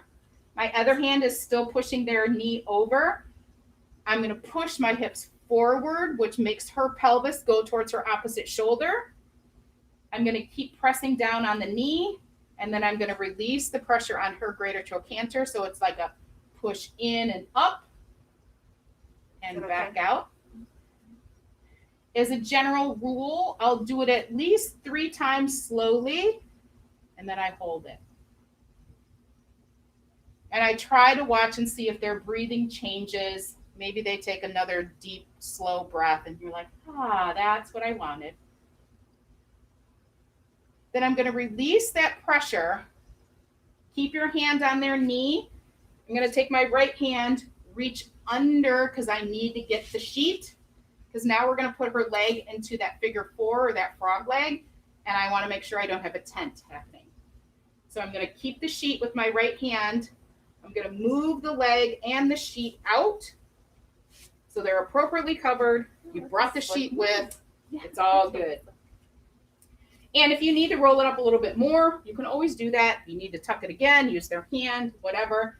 If it's like sometimes sheets are satiny and they start to move, you can place their hand there. Because sometimes I thought, these sheets are great. And I'm like, bad choice. Because it's like, they're just slippery. Like when I first bought silk sheets, I thought, this is going to be the best thing ever. It was horrible. It just slides all over. Yeah. So if that's happening, use their hand. Even if they're like sleeping, they'll be like, all right. So you just want to have enough of their adductor area for what we're going to do next. So we still have the sheet underneath it. Now we have to add a little bit more. Make sure your forearms have some on it, whatever you're using.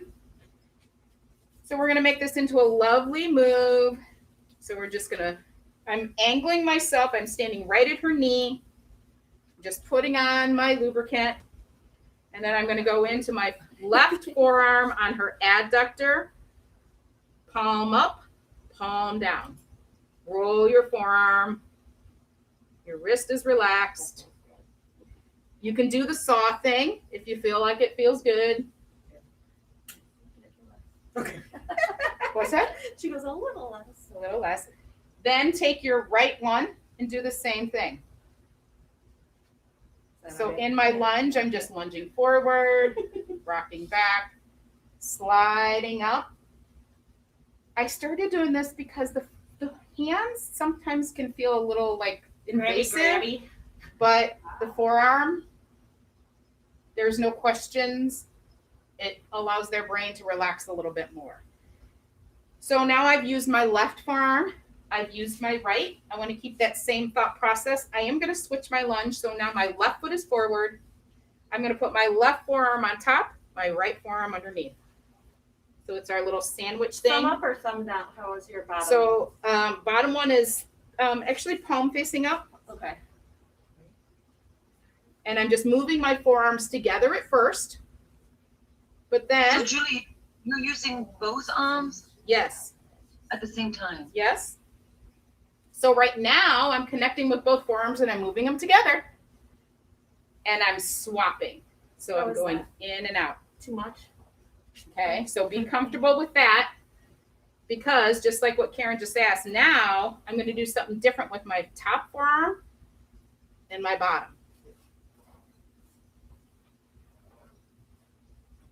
So make your brain do something different. Michelle's got this weird look on her face, and I can only see her eyes. She's like, what am I doing? So I can feel the quads rolling over. I'm getting the adductors and I'm getting the hamstrings. So this frog leg thing is like so good. And even on the bolster, it works perfectly fine. So I start with one, do the other, do this one. So it's a whole like body movement for yourself so that you're not Is that just like like, more of an advanced move for someone who's been doing it for a while? No. no. It's really about the comfortability of the massage therapist to be like, I can move this limb however I want. It's mine. It's just, yep. And it's not just like, and my hands are going to get tired. And what can you do with your hands on a leg? It's really super hard. And I personally don't love when somebody just does this on my quad. I'm like, okay. Because it hurts. It hurts, right? So doing this thing and then this, it gets it all. But we did work the lower leg first. We did the knee. Then we did our joint to make sure. And at some point you're going to be like, okay, maybe this is all the farther that this stretch goes. It doesn't have to be this entire lovely big frog leg. It can be very minimal and it's okay. It's whatever that client allows. But it's very effective, easy and simple, 5 minutes easy. And you're like, I really did some good work, even though I didn't like spend 10 minutes on this leg. But putting it in those opposite positions, pushing on the greater trochanter, that gets hamstrings, quads, adductors. I mean, it's lovely. We're working it all. Plus their glutes are getting a little extra at the same time. Julie, when you do the other side, do you want me to record it on my phone so people can see it a little bit better? Sure, And I can yeah. send it to you because I think from the I know, it's description- hard Well, from to- the description, it sounds like you're doing all this craziness. I think that's why Karen thought it was a little more advanced. When Oh. you're watching it, it's not. Yeah. It's not. Yeah, no, that's a good idea. And then that way, while he's working the other leg. Exactly. So to get out of this, You do that. so I'm just going to put my hand underneath the ankle. I'm just going to straighten the leg out, lift it, take the diaper drape out, and push it. Just let it be right back on the top. Oops. And then I usually cover their toes just because my toes are usually cold on the day. All right. So then we're going to come over and do the other side. So I'm just going to lightly take it off the ankle just because I want to see where it is so I know where I need to place my hands.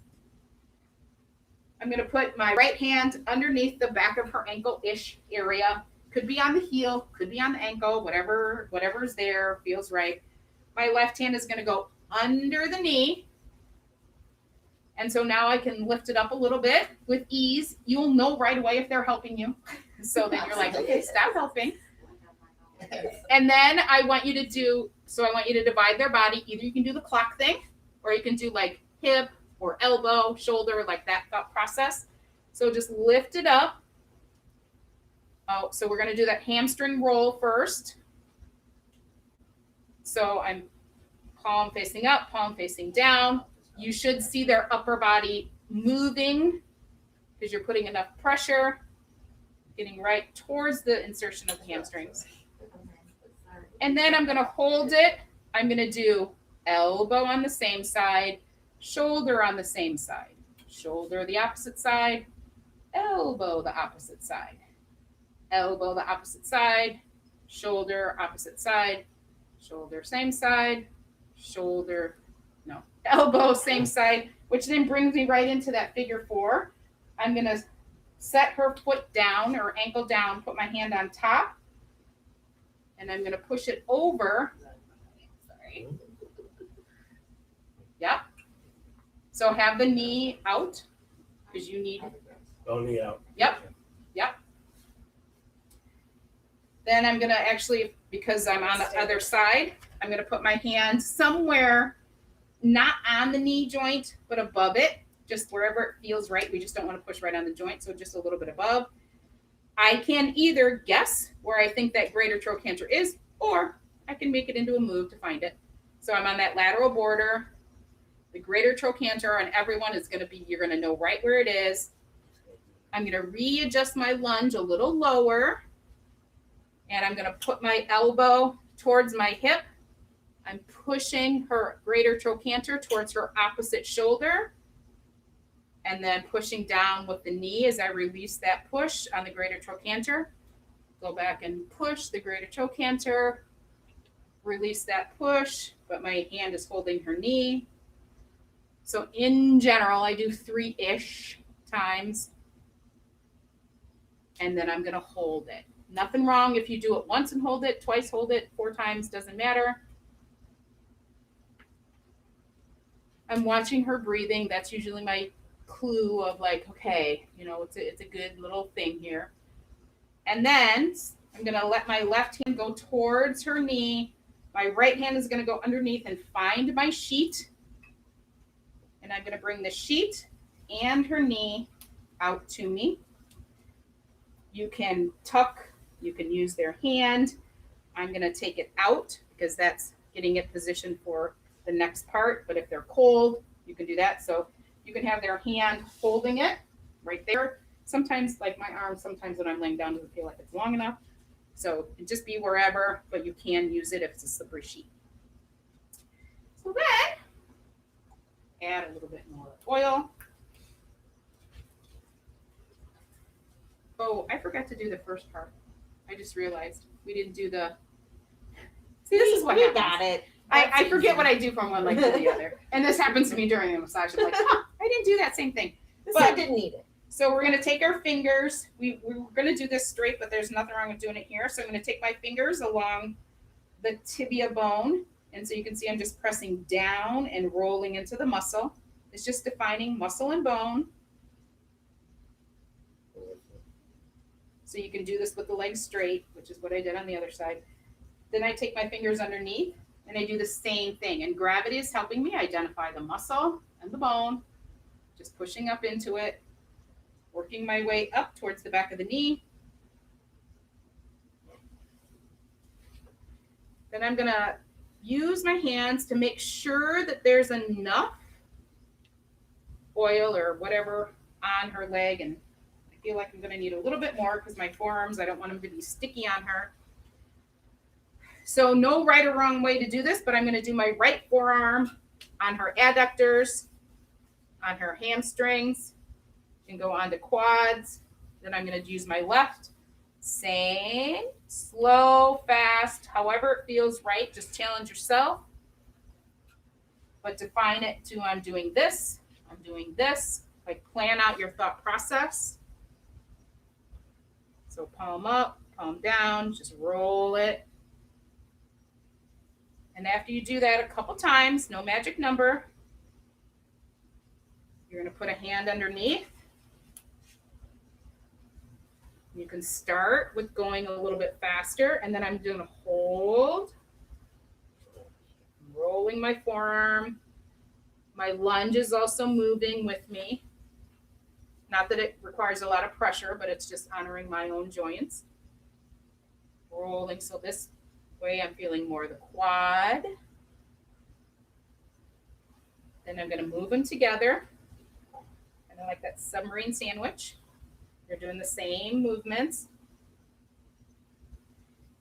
And then you can make them do something different. Again, it's all about challenging yourself. You should never become bored. You're never doing the same thing. Feel the contours of that body. Just notice, ooh, that feels like a ligament there. That feels like a juicy muscle there. Maybe you feel the bone. Doesn't matter. So because I did it a little bit different on this leg, so now I want to focus on the inner part above the knee joint itself. So where vastus medialis is going to come out. And then I'm going to straighten the leg and get above it. I'm going to get to the outside of it. And then get to the medial and lateral. Just notice what you feel there. It's not even a judgment or an assessment. It's just, I feel bone. I feel tendon. And then down below, just to make sure we hit all the areas. So this is what we did before we, on the other leg, this way. And it was straight. And then you can fluff underneath, gastrocnemius. I'm still doing a little bit of gliding, a little bit of effleurage. At the same time, I'm adding some compression.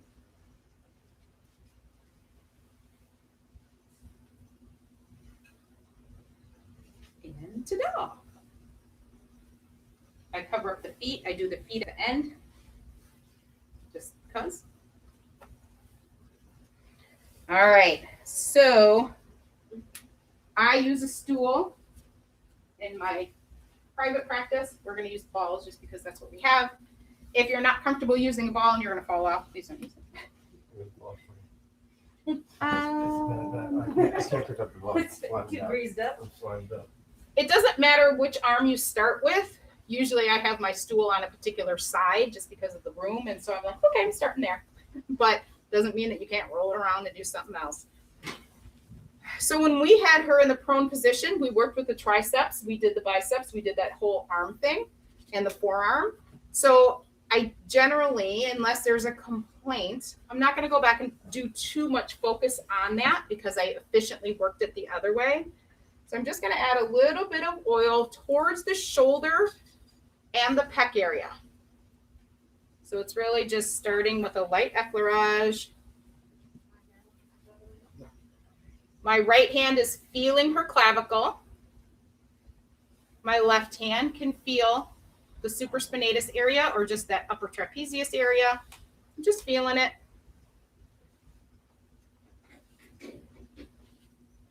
So I'm going to try to stay in this position just for the sake of the recording and for you guys. But normally I would be like right in line with their shoulder. So if you guys want to position yourself that way, it'll be a little easier. I'm going to take my right hand.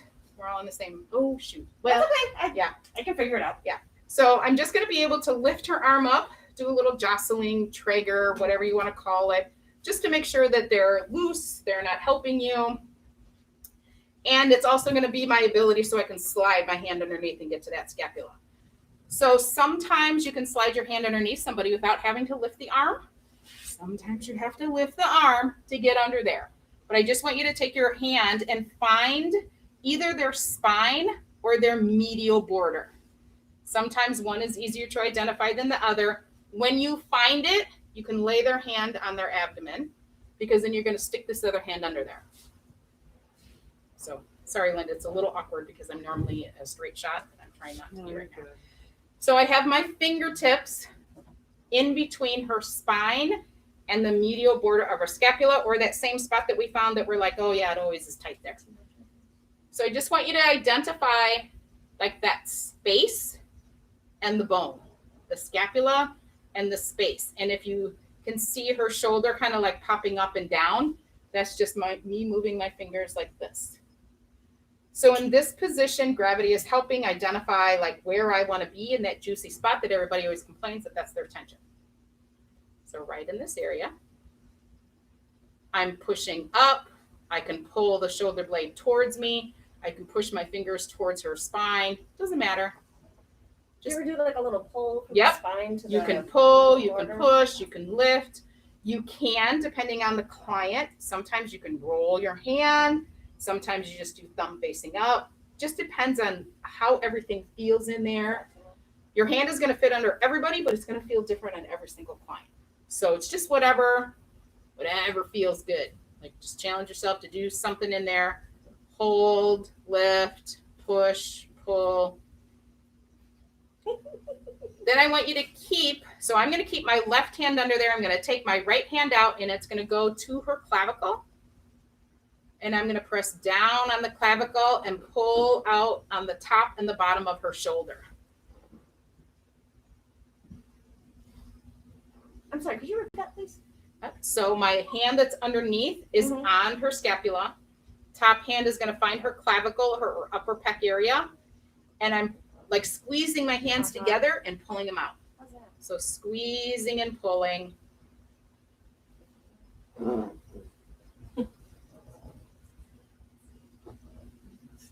Is it too much on your pecs? And she loves it. As I take my hands out, I'm going to circle around and identify like the front, back of the shoulder or the deltoid area. And at the bottom of our deltoid, we have our tuberosity, so that makes our deltoid the triangle shape. I'm pushing it enough that that little insertion area I can find, and I'm spending a little bit of time on the deltoid. So it's really just pushing my heel of my hand in, pushing up, identifying the like the center, anterior, posterior. A lot of times when people have shoulder discomfort, limited range of motion, we forget about the deltoid.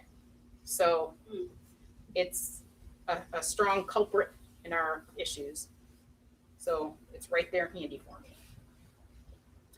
And then when I do that, then I can, if I wanted to work a little bit more on their forearm, you could do their hand. You can make it depending on your time factor.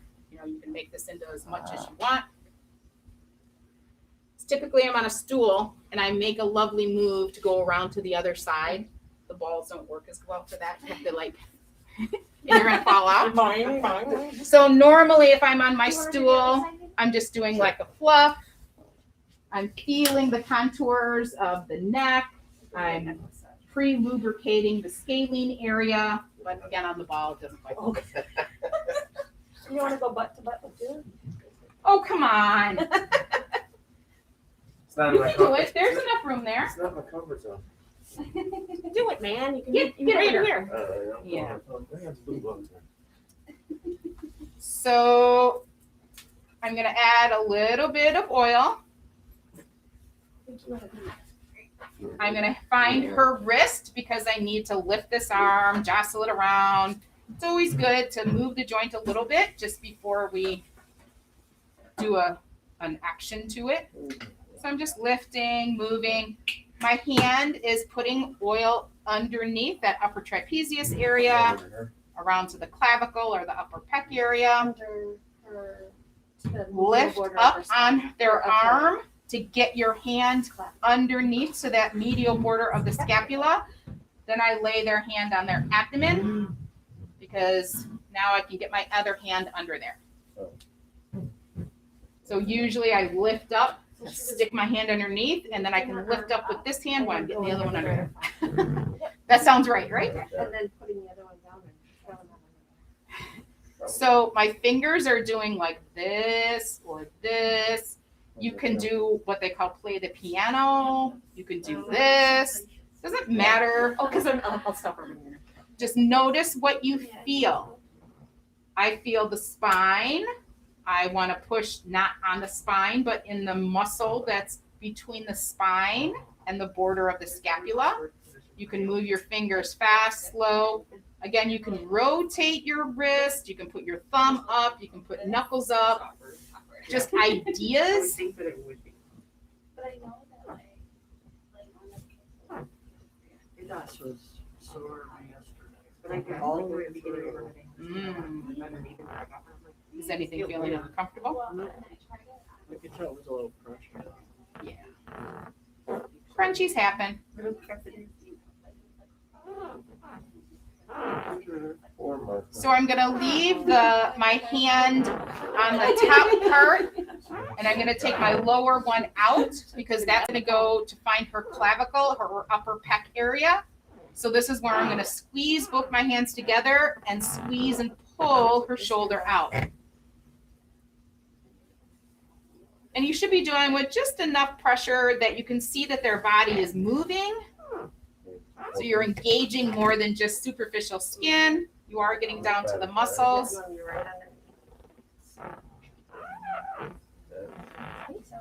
And then I'm going to circle out to that deltoid. Push in wwhere that tibial tuberosity. No. Deltoid tuberosity. I'm sorry, I just got your leg up on your arm. I don't mind me. It's a tuberosity. Yeah, it's a something, yeah. So push on the front, the back, really give that deltoid, change it up, make it feel different gravity. It's used to always hanging down or being in the front when we're on our phones or whatever. So just really focus on that. And then you have the opportunity, if you choose, you can do more of their forearm, you can move into their hand. Again, it's a time factor, wherever you're at with that. And we still have to work with the neck. So really, I judge how much I'm going to do on the arm, like how much time do I need to spend on the neck, whatever your assessment was of them. We all have neck tension, so you need to spend a couple minutes there. But they might have been complaining about something on their hand, their wrist, their forearm, something. So you can always add and subtract your time as need being. So normally I would be on my stool and I'd roll up to the neck, which of course I can't do. So now I'm going to adjust my camera here a little bit. Gotta adjust this one.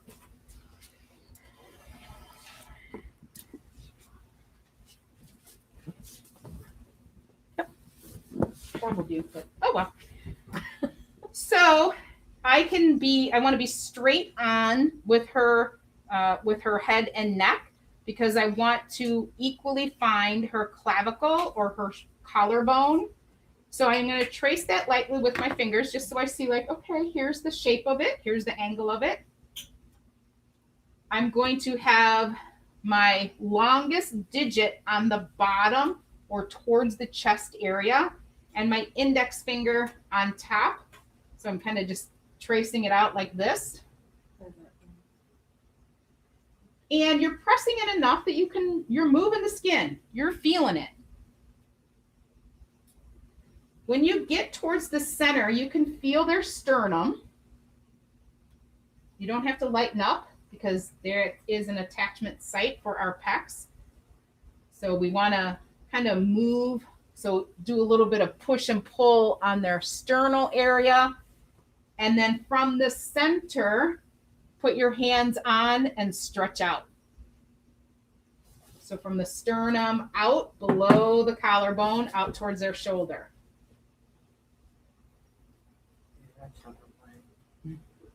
Julie, could you move your camera more to the right? Oh, Yeah, please. great. I had to think of which side was my right. Yeah, thank you. You feel it right here? Thank you. That's different. So I traced it in and then out. Mm-hmm. Thanks. Careful, you'll get a job. So kind of in and out. And so this is, if they weren't complaining of any in particular discomfort, this is like the thought process that we're having. So I do that first.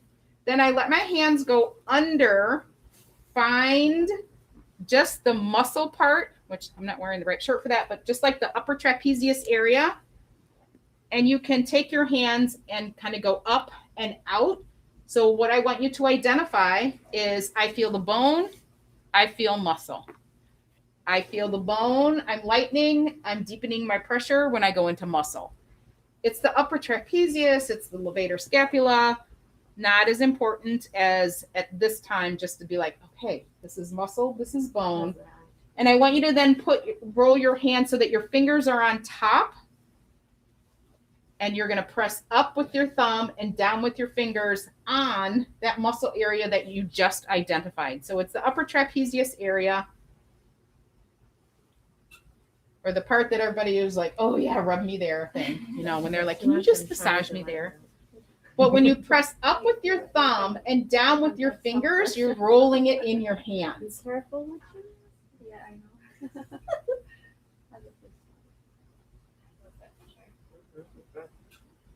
So from here, turn your hands over, find their cervical vertebrae. It's easy to stick your hands under the very center part of their neck and back, as far down as your fingers can go. Lift up on the vertebrae or what you're feeling in the bones there. And so you're just sliding your hands along their neck up to the back of their skull. Do that a couple times. Slow is better. Yeah, sure.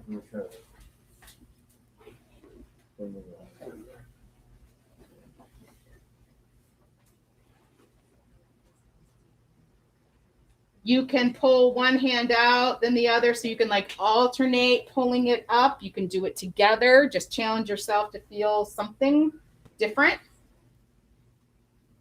And again, this isn't for any particular assessment skill. This is just like, okay, I just want to work with the neck. And then this is another lovely move, a way to kind of finish out that area. So finish that little effleurage that you're doing there. And then just for the sake of all being on the same side, I want you to stand on the client's right side. You might, I don't know. I think I'm going to need a little bit of oil.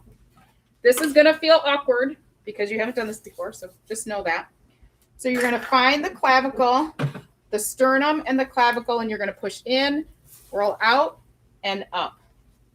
So sternum, clavicle, out to the shoulder, roll your fingers around, lift up on that upper trapezius, on the neck, but do it with enough that they're moving their head, their neck. It's really just an effleurage stroke.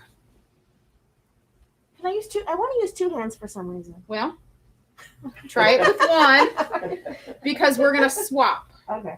So I do it a couple times with the one that's leaning over them. And then you're going to swap. Totally different. Oh, really? You're going to get a better grip with one hand over the other. You're going to start to roll that shoulder, lift and hang out on the back of their neck. Pretty close. Not too much. And then you can go back and add the other hand in. You can do it alternating. Or you can go slow. Find a juicy spot where you're like, I feel like I want to hang out here. Because they're not going to complain.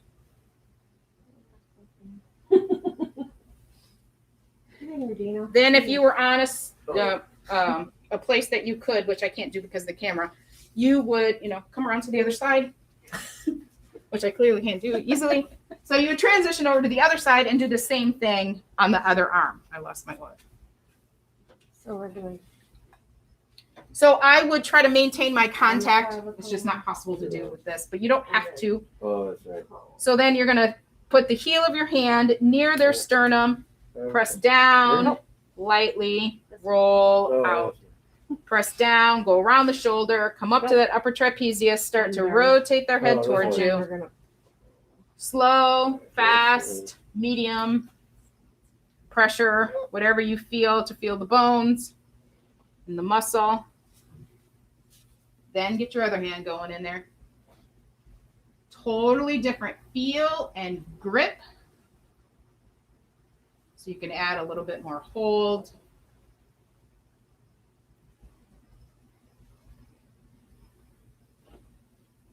You can do it alternating. So it's not, so you can use both hands if that, you can, but then try to do one and be like, what feels good to hold here or what feels good to hold here. It's a way to get to this area that everybody always is complaining about without trying to kill your hands. Because it's really your body weight that is doing this or this. It feels much better. Yeah, it's easier. Yeah. So from there, and I know her thing fell off. So this is how I would end it. After I do that, And I want to leave them with like, okay, that felt really good. I don't want to forget about their feet. So this is how I do feet. If there's not any particular ailments or complaining of this, that, or the other thing, again, this is just general. They still have a little bit because I can see her glisten, but I'm going to add a little bit in, and then I'm going to go right to the forearm. So one on top, one on the bottom, swap it out. You can do the saw thing like you're trying to cut their foot off. You can go from heel up to the toes. It also gives you the ability, if they're wearing socks, you can easily do this, and they wanted to leave them on for whatever their reason is. Maybe they have a toenail fungus and they're like, don't touch my feet. I'm like, you know what? Actually, I can do this, and it's fine, you know. If you don't want to, that's fine. You could wear gloves to do a whole foot massage, but I like the broadness of this stroke. Is that okay, Marta? If you want to spend time, you can, you can be very creative and do whatever you like. But then, now that I've lulled my client into this, I'm going to end with kind of a little wakey thing. So I'm going to take my right hand towards the outside of that one leg. And so I'm just going to the outside. I'm going to find their heel or their joint. I'm not going to pull or push. So we have to be careful with that. I'm just going to jostle it out, jostle it in, or shake it, whatever you want to call it. One hand is going to be easier doing this than the other, but make your other hand do it. It's also a good way to kind of like you're jostling them awake or, back to reality. Then I put my hands on top and I do a little bit more, and I want a full body shake going on here. Time to wake up. Yeah. It's better than, all right, we're done, right? When that happened to me, I was like, okay, no. So, and I can also talk to her, okay, we're all done. I can say something to that effect. It's also just a nice way to bring that out. I still want to untuck. And as I'm untucking and covering them up, I'm also instructing them to make sure that they roll onto a side. Take at least 3 breaths on their side Not this. before they get up, but to take their time, and I'll see you when you come out or whatever you say or wherever you're at. First fell off, otherwise I would take it off, but Grabbing the heel. okay. So hang on one second. I got to rotate these things. That was awful. Are you okay, Marta? Yeah. You're not too jostled? Okay. So I ended that. I did. I thought I did. Okay. So I'm going to move